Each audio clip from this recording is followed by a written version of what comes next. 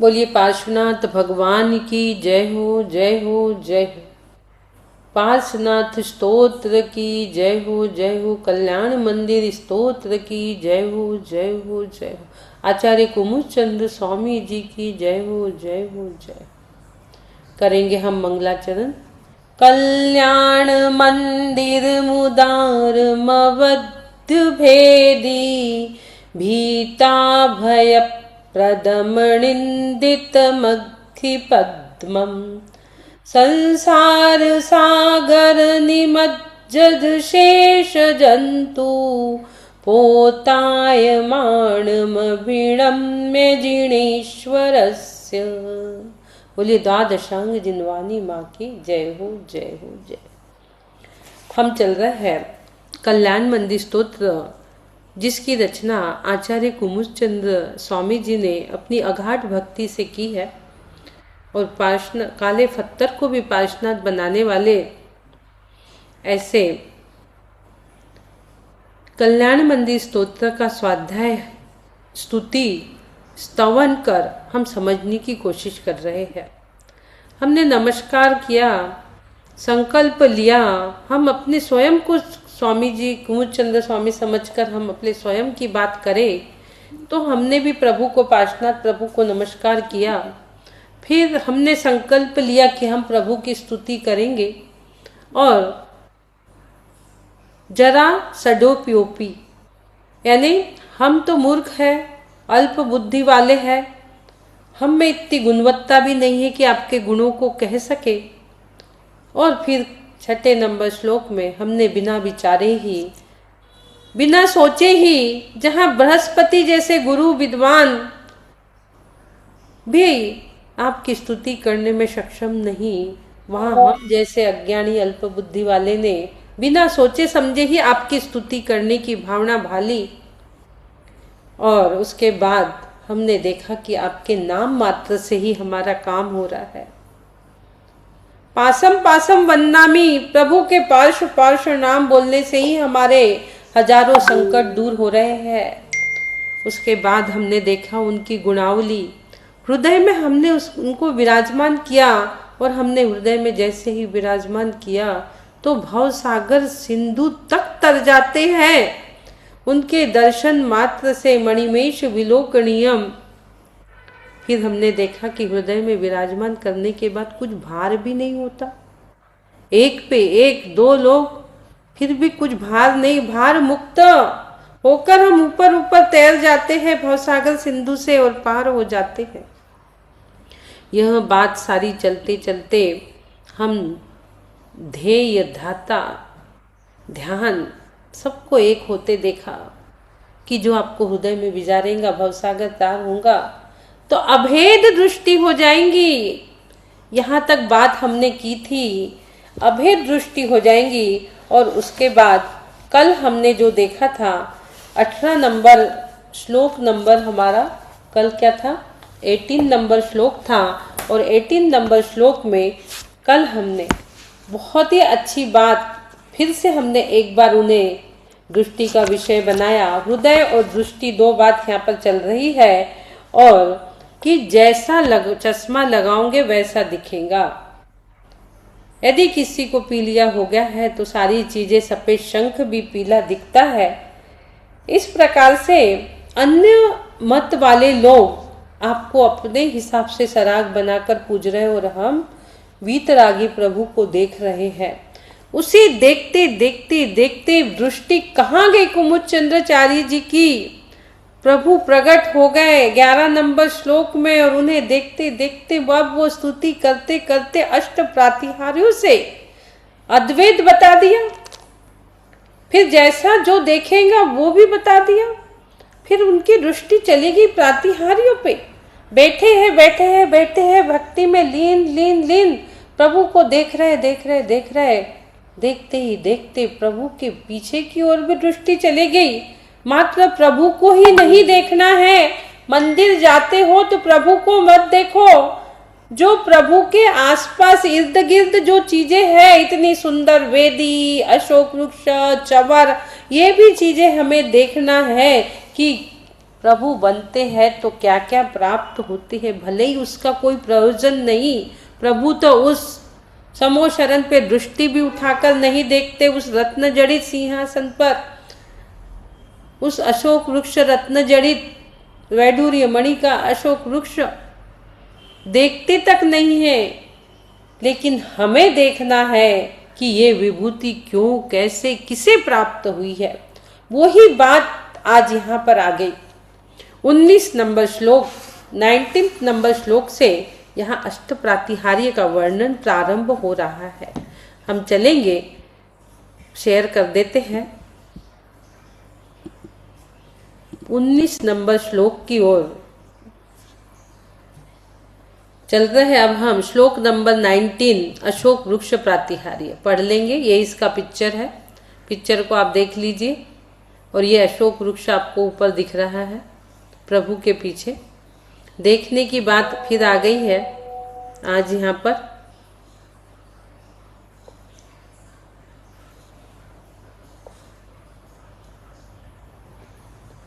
धर्मोपदेश समये सविधानुभावा दास्तां जनो भवति ते तरुरप्य शोकः अभ्युद्गते दिनपतौ समहिरुहोपि किं वा विबोध मुपयाति न जीवलोकः।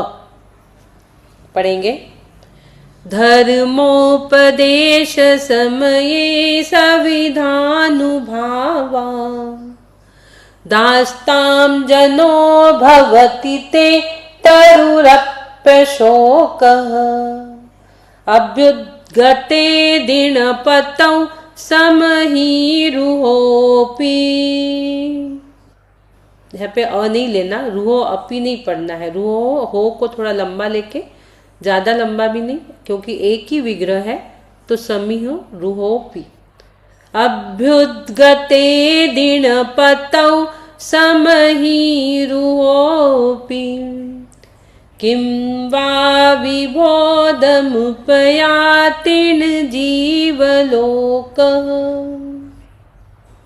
पढ़िए, कौन पढ़ रहा है? धर्मोपदेश समये सविधानुभावा दास्तां जनो भवति ते तरुरप्य शोका अभ्युत्कते दिनपतो समहिरुहोपि किं वा विबोधमुपयाति न जीवलोकः।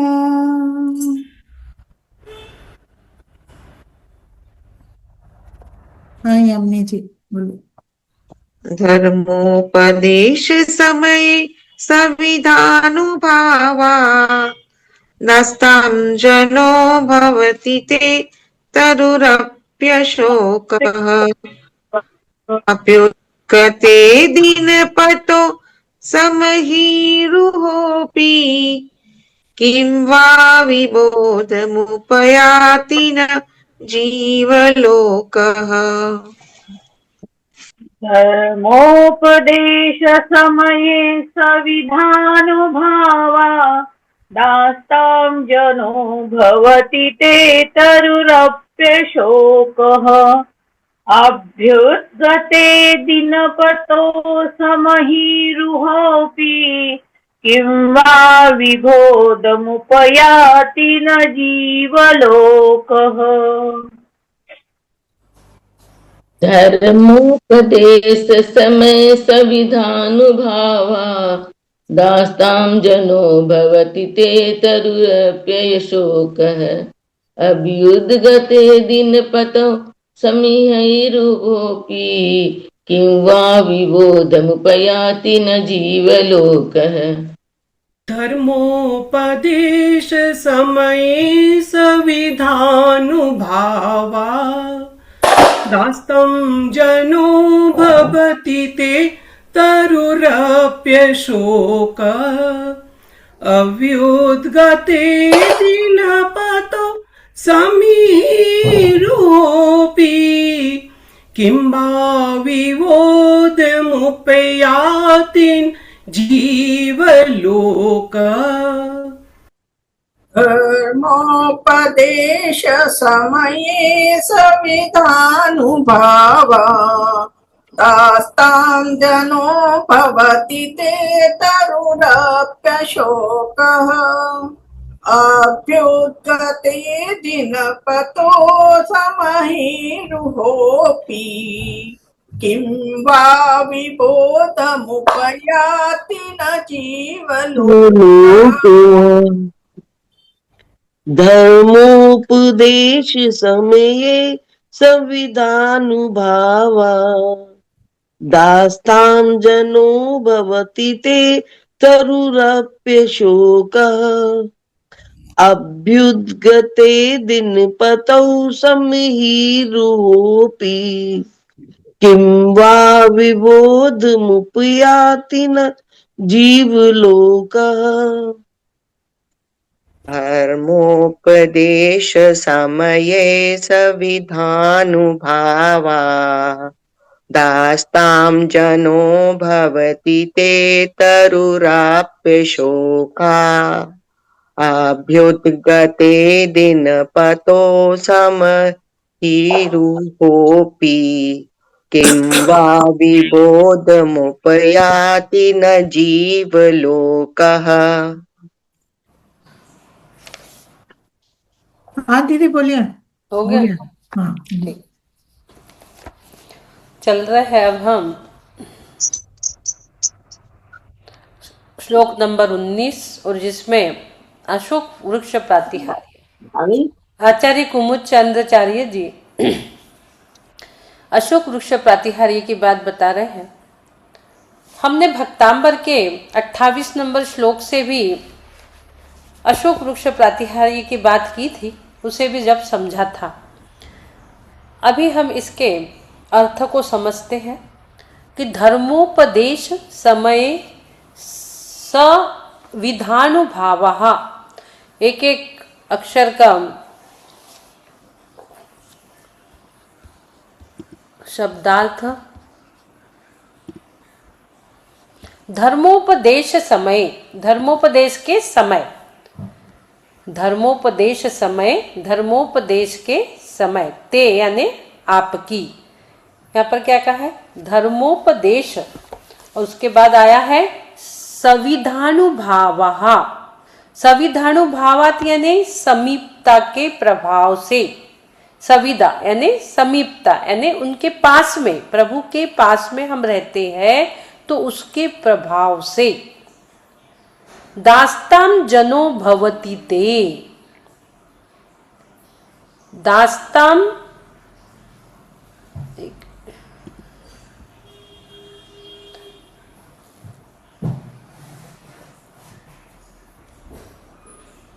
दास्ताम जनो भवति ते तरुप्य शोकः।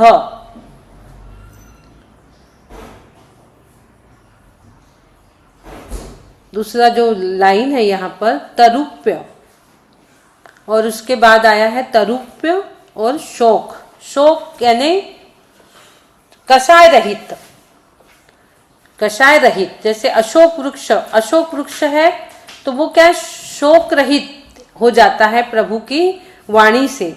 तो शोक यानी है पे अशोक, जो अशोक प्रातिहार्य का बात हम यहाँ कर रहे हैं। और तरुप्य, तरु यानी वृक्ष, अप्य यानी भी, अपी यानी भी, तरु पे शोक यानी अशोक, उसके बाद तरु यानी वृक्ष और भी। और दास्ताम जनो यानी जन आस्ताम यानी मनुष्य तो दूर रहे, जन यानी मनुष्य, आस्ताम यानी दूर रहे। जन दास्ताम जनो भवति ते, भवति। और उसके बाद यहाँ पर आया है भवति, और उसके बाद तीसरी बात आई है अभ्युद्गते दिनपतौ समहीरुहोऽपि।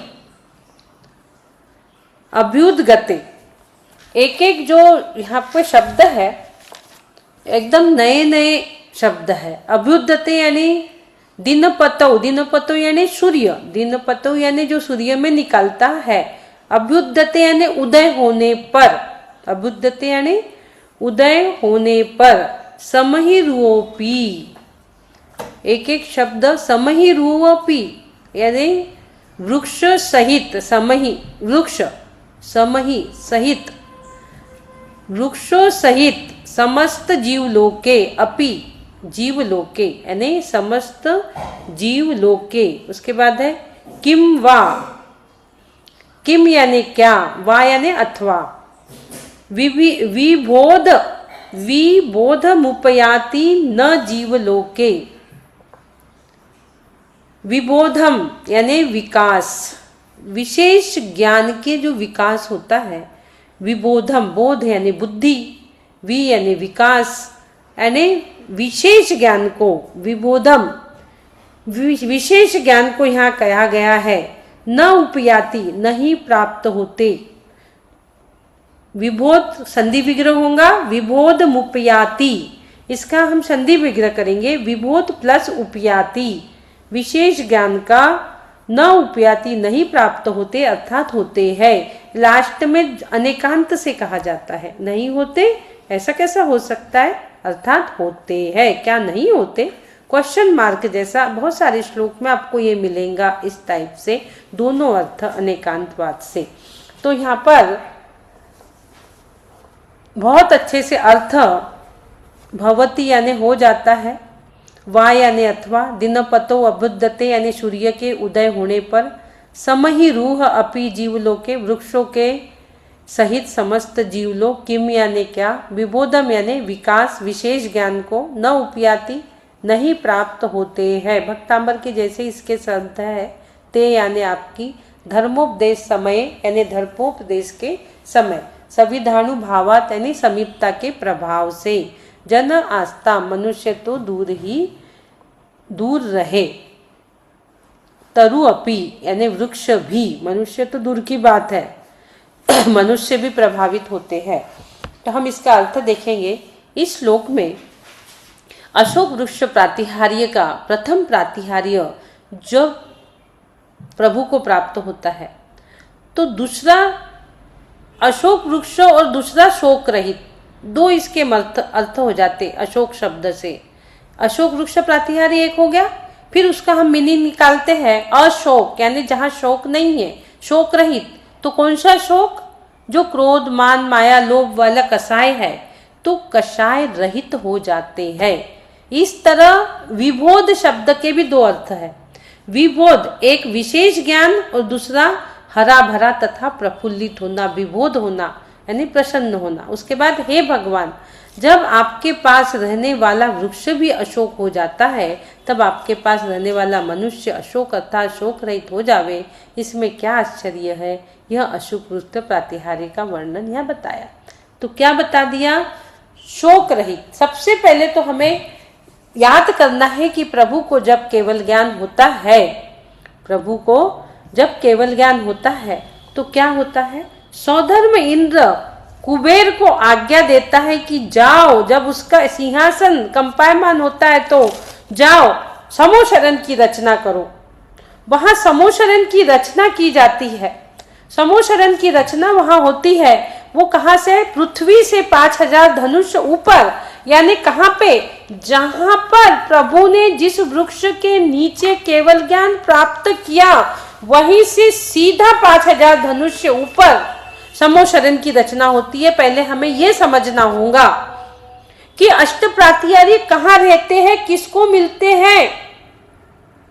विगत शोक इति अशोक, विगत शोक इति अशोक, जिसके अंदर से शोक निकल जाता है, जिसके अंदर शोक विगत समाप्त हो जाता है, जिनका संपूर्ण शोक पलायमान हो जाता है, जो शोक रहित हो जाता है, इस मनुष्य पर्याय को प्राप्त करके शोक रहित कौन होता है, उसका लक्ष्य बनाना पड़ेगा कि हमें अशोक होना है, अशोक होने का लक्ष्य बनाना पड़ेगा।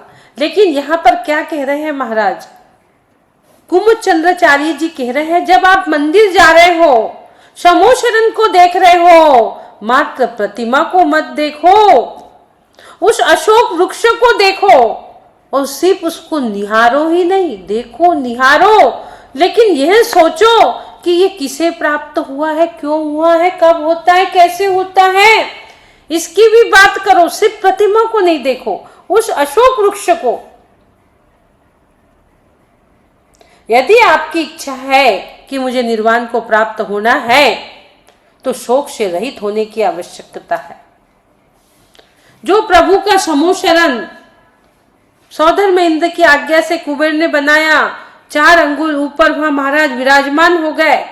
सीधा वट वृक्ष से उन्हें वो हुई थी केवल ज्ञान की प्राप्ति। उस वृक्ष से सीधा आप 5000 धनुष ऊपर देखोगे तो समोसरन की रचना मिलेंगी। वो कैसी है? रत्न जड़ित है, वो रत्न जड़ित है। और वहां पर 4 अंगुल ऊपर प्रभु विराजमान है और उनके पीछे अशोक वृक्ष। उनके पीछे क्या है? अशोक वृक्ष की एक पिक्चर एक आदि अपन देखते हैं तो और अच्छे से अपने को समझ में आएगा। वैसे अपने को पता ही है, अपन ने बहुत बार अशोक वृक्ष को, समोशरण का ध्यान भी किया है और समोशरण को कई बार हमने देखा भी है, कई बार हमने देखा है। यदि और एक बार हम देख लेते हैं तो मैंने कहीं तो डाल के रखी थी, देखते हैं तो आपको बहुत अच्छे से और समझ में आ जाएगा।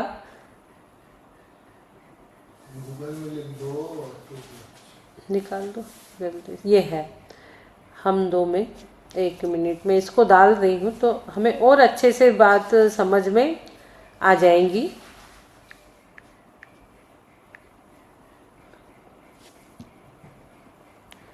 हम जब इसको देखते हैं अशोक वृक्ष, ये समोशरण को, तो हमें और अच्छे से बात समझ में आती है।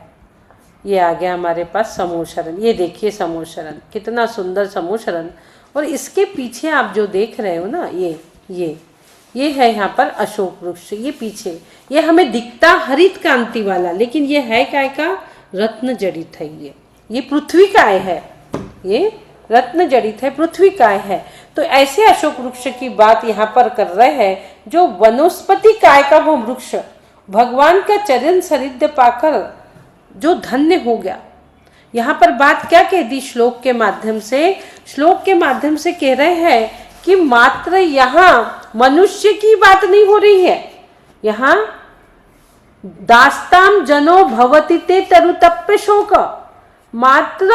मात्र जन यानी मनुष्य की ही बात नहीं, तरु यानी वृक्ष, जो उनके समीप जाएगा, जो उनके समीप दर्शन करेगा, खड़ा रहेगा, उसकी छत्र छाना में जाएगा, तो वो अशोक रहित तो होगा ही, पर पेड़ पौधे वृक्ष आदि भी होंगे।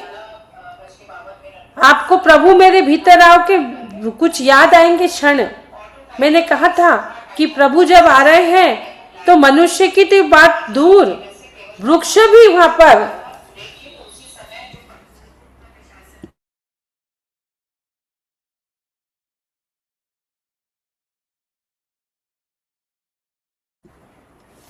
तो मनुष्य की तो बात दूर, वृक्ष भी वहां पर झुक जाते हैं, उनके भी अशोक हो जाते हैं।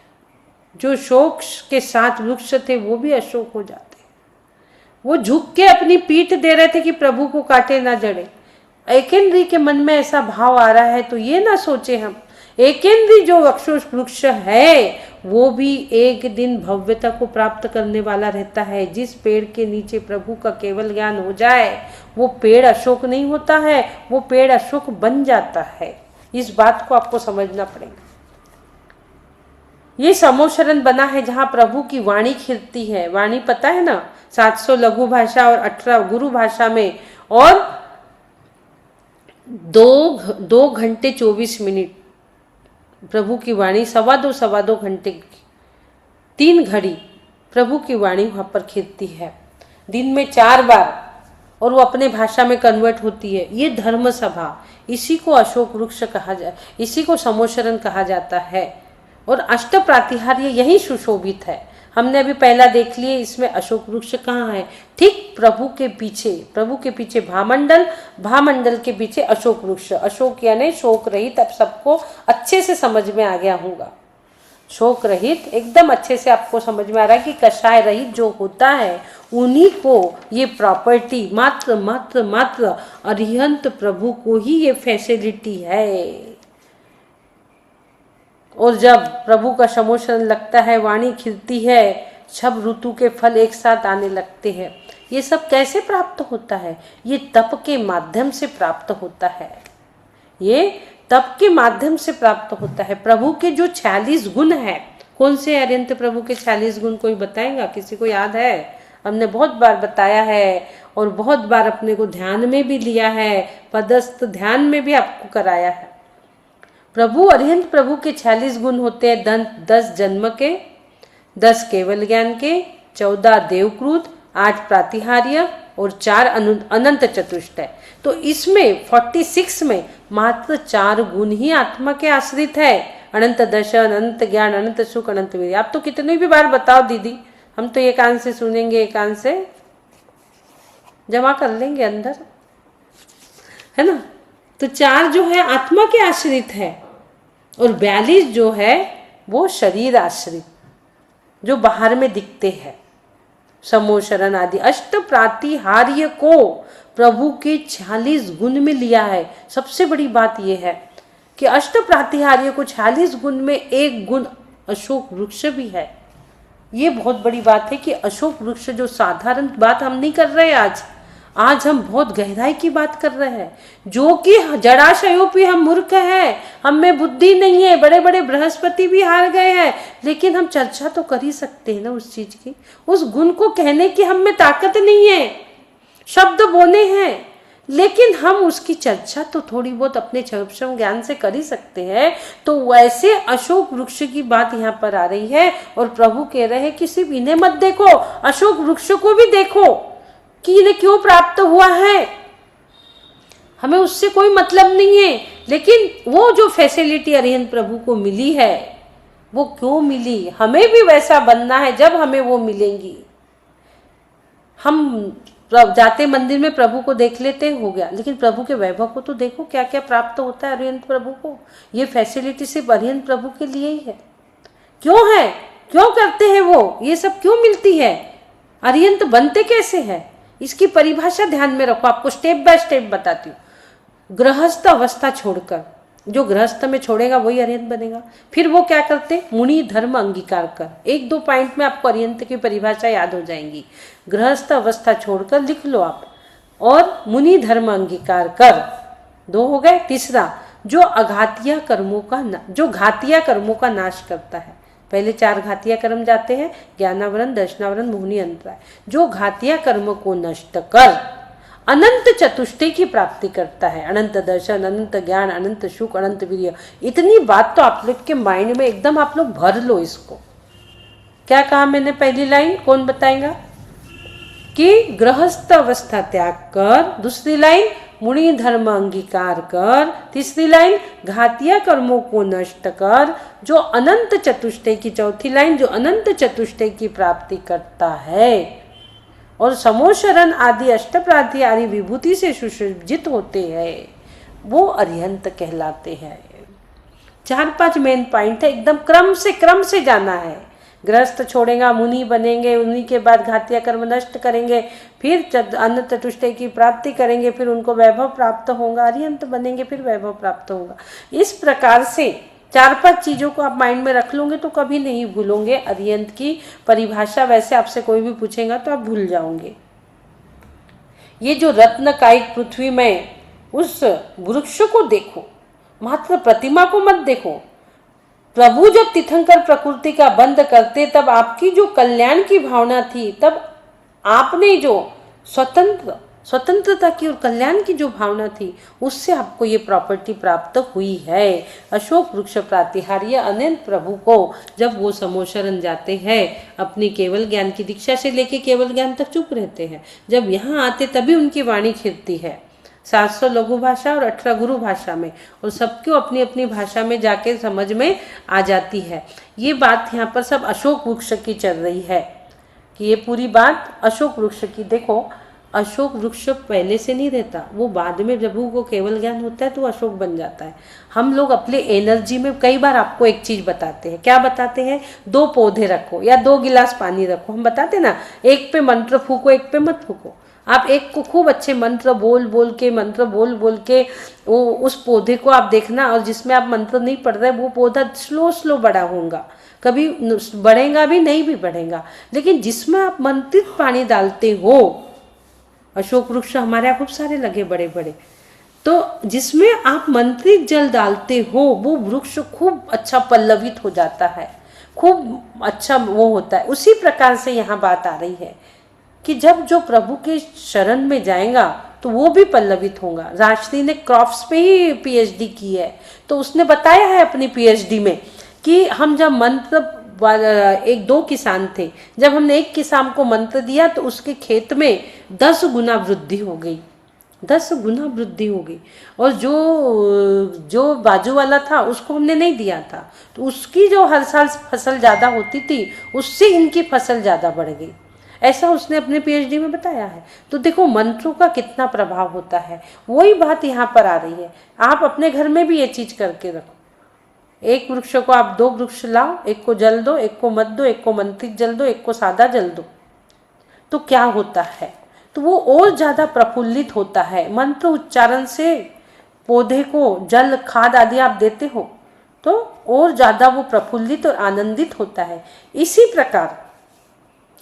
प्रकार से जो प्रभु की शरण में जाता है, महापुरुष के निकट में जाता है, तो क्या होता है, उनके शरीर से निकलती हुई ऊर्जा इतनी ऊर्जावान होती होए कि हम सब आनंदित हो जाते हैं। हम वैयावृत्ति करके कितने खुश होते हैं गुरु माताओं की, आज मैं वैयावृत्ति करके आया, कितने खुश होते, क्यों होते हो, उसके पीछे हिडन एक चीज है। प्रभु की जो ऊर्जा है, वो माताजी महाराज जी की जो ऊर्जा है, उस ऊर्जा को हम अपने अंदर समाहित करके आते, उनको टच किया, बस टच करने से वो ऊर्जा हमारे अंदर आ जाती है और हम आनंदित होते हैं। घर आके अरे मैं तो माता जी की ना आज बहुत अच्छी वैयावृत्ति करके आई, कितने उसे बताते हैं। बताता कब है इंसान, जब खुश होता है। तो जो प्रभु की छत्र छाया में जाता है वो अशोक वृक्ष के नीचे, उसको निहारो और देखो और अपने आप में आनंदित और आह्लादित हो। ये तो मात्र मनुष्य जनों भी आया है यहाँ पर। बहुत अच्छा एक शब्द, बहुत अच्छा ये लगा मुझे शब्द आया, जो यहाँ एक नई चीजें आती है। जनो भवति ते तरूप्य शोक, जनो यानी जन मानुष्य की बात तो दूर है, वृक्ष भी तरुत, वृक्ष भी शोक में हो जाते, यानी वो भी अशोक बन गया, वृक्ष भी कसाय रहित बन गया। अब इसको आगे बहुत अच्छे एक उदाहरण से समझाया जा रहा है। नीचे की 2 लाइन, अभ्युद गते दिनपतौ सम ही रुहोपी, दिनपतौ यानी यहाँ सूर्य की उपमा से उसको समझाया जा रहा है। क्या कह रहे हैं कि जब सूर्य का उदय होता है, मही यानी वृक्ष, यहाँ पर मही रुहोपी, तो दिनपति का उदय होने पर वृक्ष भी आह्लादित होता है। फिर सभी मनुष्य अशोक वृक्ष को देखकर क्यों नहीं आह्लादित होंगे। सही बात है। सुबह सूरज किरण निकलता है, हमें जागृत करता है, हम उठते हैं, जागरण होता है हमारा, फिर एकेंद्री का क्यों नहीं होगा, पंचेंद्री का होगा, एकेंद्री नहीं जागेंगे, ऐसा हो सकता है क्या। रात में पशु पक्षी पेड़ पौधे सब सो जाते हैं, बोलते रात में पौधे मत तोड़ो। कमल का फूल शाम होते होते मुरझा जाता है, सुबह अरुणोदय होता है, अभी तो पूरा सूरज भी नहीं खिलता, मात्र उसकी लाल आभा से वो कमल खिलने लगता है।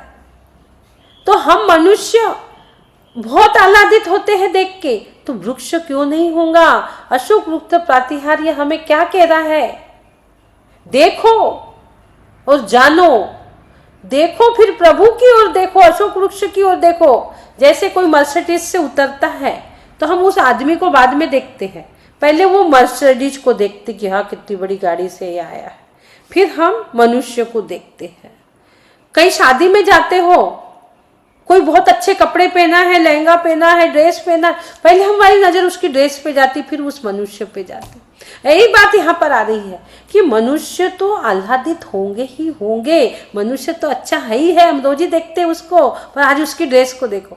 वैसे ही हम यहाँ पर उस अशोक वृक्ष को देखो जो निर्जीव है, उसको निहारो। उसको निहारने से आपके अंदर ये भाव आना चाहिए कि ये चीज मैं भी कैसे प्राप्त करूं, मैं भी इससे कैसे सुसज्जित होऊंगा, उसको बात करो आप।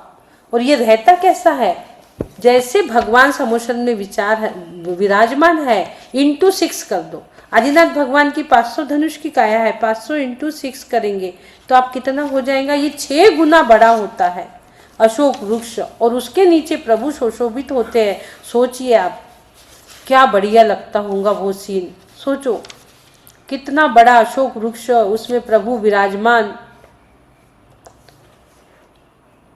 इस प्रकार से यहाँ पर किम वा विबोध मुपयाति न जीव लोके, विबोध के भी 2 अर्थ यहाँ बताए। विबोध यानी विकास, विशेष ज्ञान और विकास।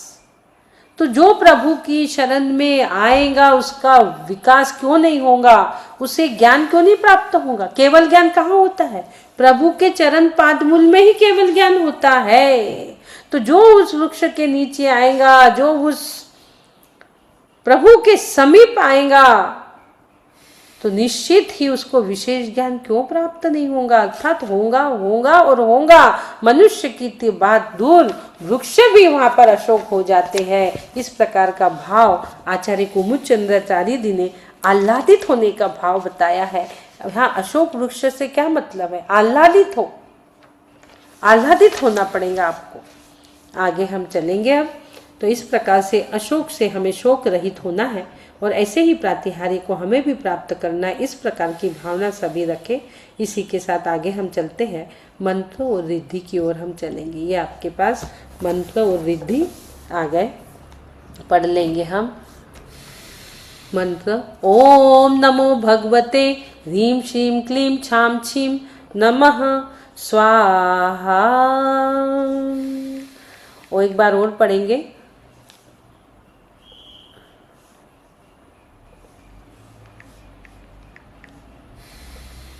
ओम नमो भगवते ह्रीं श्रीं क्लीं छां छीं नमः स्वाहा। ओम में पंच परमेष्टि, नमो यानी नमस्कार, और उसके बाद भगवते, भगवते यानी हमारे भगवान माँ जिनवानी, ह्रीं में 24 तीर्थंकर, श्रीं और क्लीं। श्रीं और क्लीं दोनों शब्द के हमने बहुत बार आपको अर्थ बताए हुए हैं। श्रीं यानी जो लक्ष्मीदायक बीज होता है, श्रीं कल्याणवाचक, क्लीं जो है वो महाशक्ति कल्याणवाचक होता है, और श्रीं शक्तिवाचक। ये 2 जो अक्षर है श्रीं और क्लीं, ये बहुत बार हमने इसमें पढ़े हुए है। जब हमने ये पढ़ा भक्तांबर, तब हमने क्लीं लक्ष्मी प्राप्तिवाचक और श्रीं कीर्तिवाचक, और श्रीं कीर्ति क्यों देता है, लक्ष्मी प्राप्ति भी उसमें छुपी हुई है। दोनों ही अक्षर आसपास अर्थ एक ही होता है, लक्ष्मी प्राप्तिवाचक और कीर्तिवाचक। उसके बाद छाम छीम नमः स्वाहा।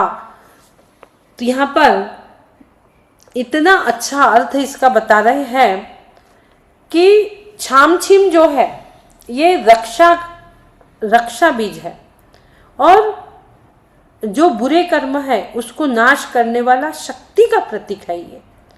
तो इस प्रकार से यहाँ जो आकर्षण, समृद्धि, शक्ति और रक्षा, ये बीजाक्षर के माध्यम से 4 चीजों को विशेष बता रहे हैं।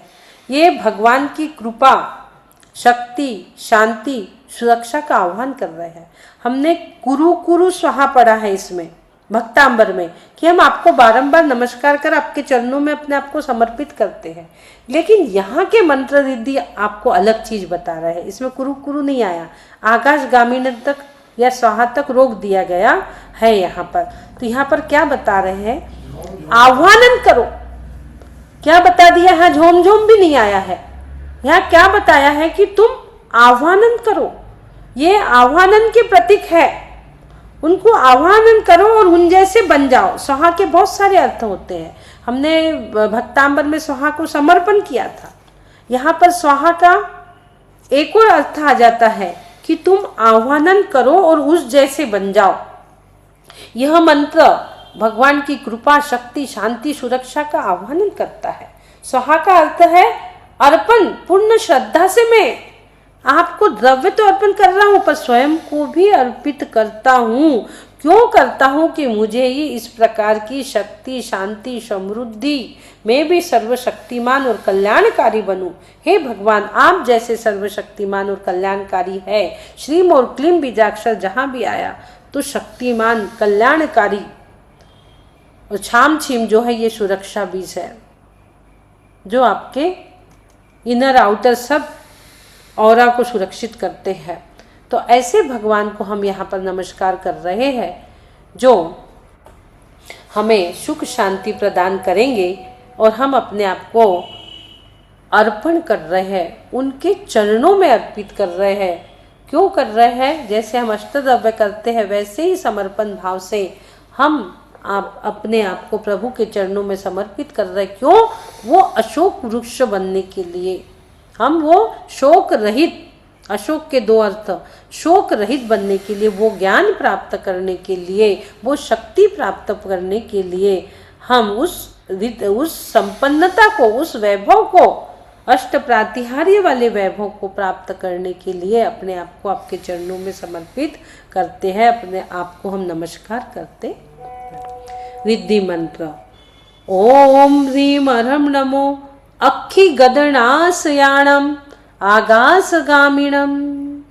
ओम में पंच परमेष्टि, रीम में 24 तीर्थंकर, अरहम यानी अरिहंत भगवान जो अहंकार को नष्ट कर दे, नमो यानी नमस्कार। और अब यहाँ पर एक और चीज आ जाती है, अक्षि गद नाशयाणम आगासगामिणम। आगासगामिणम सबको पता है, जो आकाश में गमन करते हैं। ऐसे रिद्धिधारी मुनिराज की बात यहाँ पर कही गई है। आपने भक्तांबर में पढ़ाई है, आकाशगामी जीव जो कहलाते हैं, जो कि चलते समय, आकाश में गमन करते समय किसी भी प्रकार के जीवों की हानि ना हो। कई लोग पर्वतों पे, कई ऋषि मुनि पर्वतों पे साधना कर रहे हैं, और जब ये आकाश में गमन करते हैं आकाश में, तो किसी भी प्रकार के चारित्र, समय, पाप, क्रिया, निरोध सब खत्म होकर ये जीव को पीड़ा के बिना पैर उठाकर चलने वाले, किसी भी जीव को कुछ पीड़ा ना हो। ऊपर क्यों चलते? आगासगामिनम रिद्धि क्यों प्राप्त होती है? जब दीक्षा हो जाती, केवल ज्ञान को प्राप्त हो जाते हैं, तो वो कभी भी संसार की किसी वस्तु को नहीं छूते, और किसी भी चीज को छूने से उनका अहिंसानुव्रत पालन नहीं होगा, हिंसा में आ जाएगा। इसलिए वो ऊपर चलते, किसी भी जीव को पीड़ा ना हो।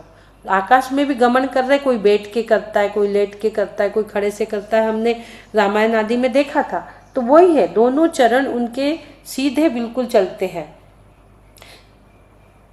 वे अपने तप के और बल के प्रभाव से आकाश गमन करने वाले जीवों को यहाँ पर नमस्कार नमस्कार नमस्कार किया गया है। जो आकाशगामी रिद्धिधारी मुनिराज है, उनको यहाँ पर नमस्कार किया गया है। नासियाणम अक्षि गद, यहाँ पर क्या कहा है? अक्षि गद नासियाणम, यानी हे अरिहंत भगवान, आप सर्वज्ञ, सर्वदृष्टा, समस्त पापों को नष्ट करने वाले। जो अखंड पाप हमारे कब से चले आ रहे हैं, अक्षिगत, हमारे 70 कोड़ा-कोड़ी मोहनी कर्म की आयु है। तो जो हमारे असंख्यात अनंत भवों से, हमारे जो अनादि से पाप चले आ रहे हैं, उन पापों को नष्ट करने वाली अक्षिगत, आपकी अनंत दया, आपका ज्ञान और आकाश के समान व्यापक उपस्थिति को हम नमस्कार करते हैं। अनंत दया आपकी, आपका वो ज्ञान, हम पे करुणा कर रहे हो। हमने इतने पाप करे, लेकिन आप अपने चरण हमें देते हो और हमारे पाप धुल जाते हैं। कितनी बड़ी दया, कितनी बड़ी करुणा है प्रभु की। पाप हम कितने ही करते हैं, और प्रभु की दया देखो, उनका करुणा देखो, उनके जब हम चरणों में झुकते हैं, उनके चरण शरण में आते हैं, तो प्रभु ऐसे दयावान ये नहीं सोचते कि तू इतना पाप कर रहा है, तेरे पाप को मैं क्यों आशीर्वाद दूं, क्यों वो करूं। यशोधर मुनि के गले में जब सर्प डाला था श्रेयांश राजा ने, तो चेलना रानी गई, शक्कर डाली वहां आसपास और वो चींटियों को भगाया। और फिर महाराज ने ऐसा नहीं कि राजा श्रेयांश को नहीं दिया हो और चेलना रानी को दे दिया हो, सद्धर्म रस्तु दोनों को देते आशीर्वाद। उसी प्रकार से यहाँ पर बताया है कि पापों को नष्ट करने वाले अनंत दया, ज्ञान और आकाश के समान व्यापक उपस्थिति को, आपके पास जो व्यापक चीजें हैं उस सबको हम नमन करते हैं। और ऐसी चीज को नमन क्यों कर रहे हैं? क्योंकि आध्यात्मिक शुद्धि, दृष्टि की पवित्रता, मन की स्थिरता के लिए हम आपको नमन करते हैं, ताकि वो चीज हमारे अंदर भी आए। आध्यात्मिक शुद्धि, आध्यात्मिक दृष्टि, आध्यात्मिक पवित्रता, आध्यात्मिक मन और उसमें स्थिरता, जो हमारा चंचल मन है उसमें स्थिरता आ जाए। हे प्रभु, आप इतने गदगद हो, आप इतने मतलब पापों को नष्ट करने वाले, जब हम आपकी शरण में आते तो आपकी इतनी करुणा, इतनी दया, अनंत दया, अक्खी गद अनंत दया आपकी हम पे ऐसे ही बरसते रहे। हम भी आपके जैसे ज्ञान को प्राप्त होए, हम भी आकाशगामिनी विद्या को प्राप्त होए। ऐसे रिद्धिधारी मुनिराज को बारंबार नमस्कार नमस्कार नमस्कार। ये पवित्र मंत्र जो है रिद्धि सिद्धि संपन्नता को प्राप्त कराने वाले ये मंत्र और रिद्धि है। निज निजी निज में बताई यह अनंत उपकार है, इसलिए जिनवानी माँ को वंदना शतबार है। बोलिए द्वादशांग जिनवानी माँ की जय। आचार्य कुमुद चंद्र स्वामी जी की जय हो, जय हो, जय। समझ में आ रहा है मंत्र रिद्धि? आज के तो सरल थे थोड़े मंत्र और रिद्धि, बाकी तो रोज बहुत कठिन आ रहे थे। समझ गया? अच्छे से समझा आप लोगों को कि नहीं? जो अरिहंतों